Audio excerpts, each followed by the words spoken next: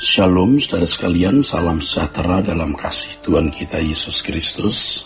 Kebenaran hari ini 10 Mei berjudul Tatanan Allah. Saudaraku sekalian, tidak ada kejadian yang terjadi dalam hidup ini di luar kontrol Allah. Segala sesuatu yang terjadi pasti dalam izin dan perkenanan Allah. Dan di dalam setiap kejadian, di dalamnya Allah memiliki rencana yang sangat baik untuk orang percaya yang mengasihi Dia. Jadi tidak untuk semua orang Kristen, saudara, hanya untuk mereka yang mengasihi Allah.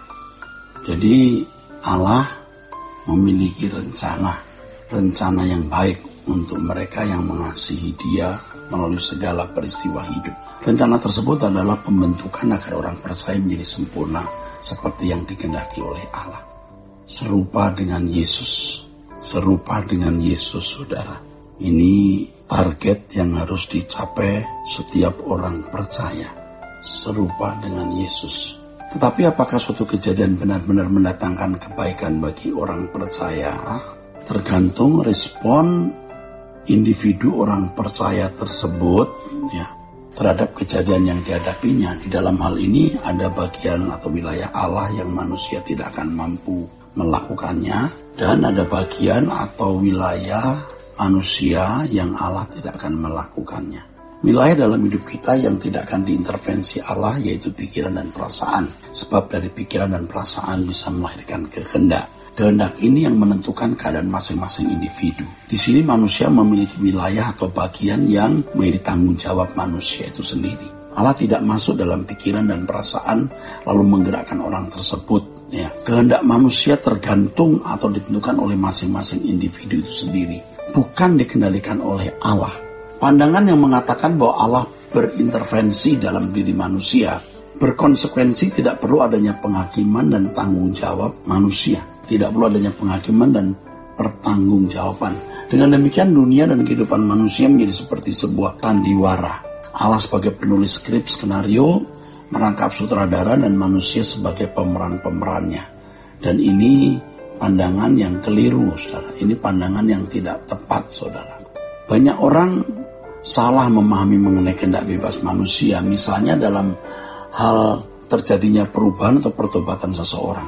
Banyak orang berpikir bahwa Allah masuk dalam pikiran dan perasaan seseorang, lalu Allah mengubah pikiran dan perasaan orang tersebut agar bisa berkehendak untuk bertobat.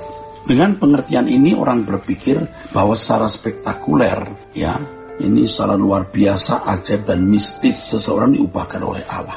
Ini berarti manusia tidak memiliki kebebasan sama sekali. Semua ditentukan oleh Allah. Jadi kalau ada orang bisa bertobat dan menjadi manusia yang baik, hal itu diyakini karena Allah. Karena Allah secara sepihak dalam kedaulatannya mengerjakannya.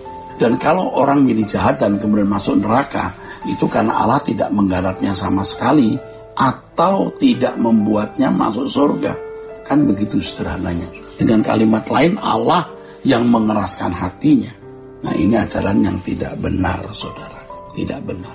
Sebenarnya Allah mengubah orang percaya selain dengan pengertian mengenai kebenaran firman, dalam bimbingan Roh Kudus, juga melalui faktor eksternal dari kehidupan seseorang, yaitu dengan atau melalui kejadian-kejadian hidup yang dialaminya. Namun demikian, walau Allah mengizinkan suatu peristiwa terjadi dalam hidup seseorang untuk maksud-maksud tertentu, tetapi bagaimanapun suatu peristiwa yang dialami seorang tidak mutlak membawa dampak sesuai dengan maksud Allah. Dalam hal ini Allah tidak memaksakan kehendaknya dengan cara apapun.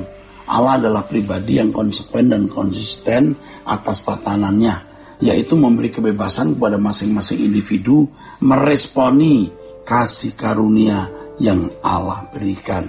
Jadi tidak mutlak pasti kejadian itu akan membawa dampak yang positif. Ini tergantung individu, saudara sekalian.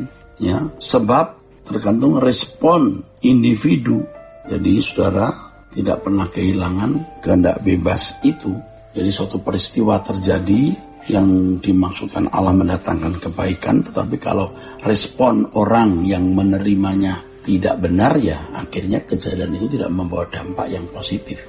Dalam menegakkan tatanan di mana Allah memberi kehendak bebas kepada manusia, Allah tidak memaksa seseorang menjadi jahat atau menjadi baik. Seperti misalnya Alkitab mengatakan bahwa Allah mengeraskan hati Firaun. Itu bukan berarti Allah masuk dalam hati dan pikiran Firaun, kemudian secara mistis Allah membuat pikiran dan perasaan Firaun menjadi keras. Bukan begitu. Tetapi yang benar adalah Allah membuat kejadian-kejadian yang membuat hati Firaun menjadi keras, saudara. Allah berkata kepada Musa bahwa Firaun memang tidak akan melepaskan bangsa itu. Memang Firaun tersebut sangat jahat. Dinasti Firaun di zaman Musa telah menindas bangsa Israel puluhan tahun. Dan jika dihitung dari nenek moyang dinasti tersebut, bangsa Israel sudah berada di Mesir selama 430 tahun, saudara. Tentu tidak semua Firaun itu jahat. Kalau Firaun zaman Yusuf itu baik.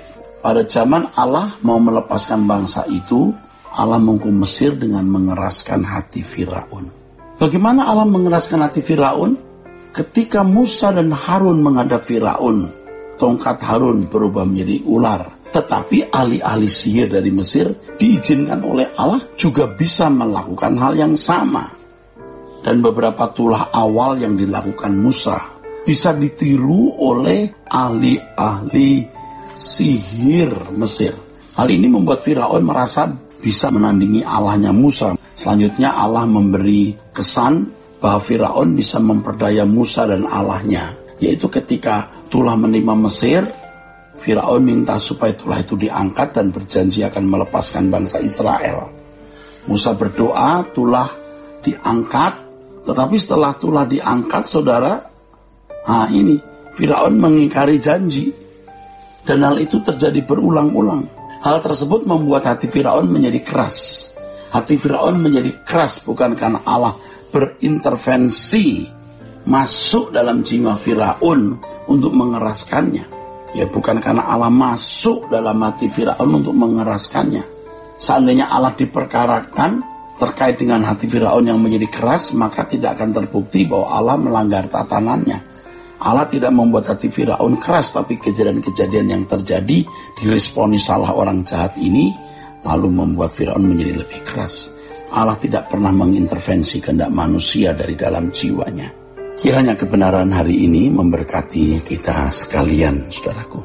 Sola Gracia.